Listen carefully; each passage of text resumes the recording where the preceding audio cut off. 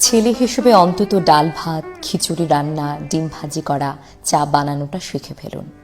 এগুলো এমন কঠিন কাজ না, যে কোনো ছেলের পক্ষেই শেখা সম্ভব।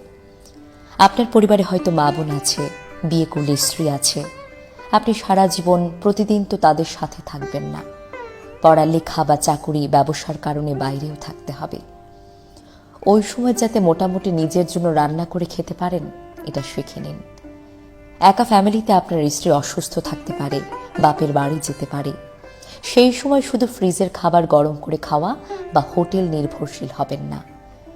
অনেক অসুখ বিসুখের কারণ হলো হঠাৎ করে হোটেলের খাওয়ায় অভ্যস্ত হওয়া। এই রান্নাকে শুধু নারীদের কাজ মনে না করে একটা স্কিল মনে করুন।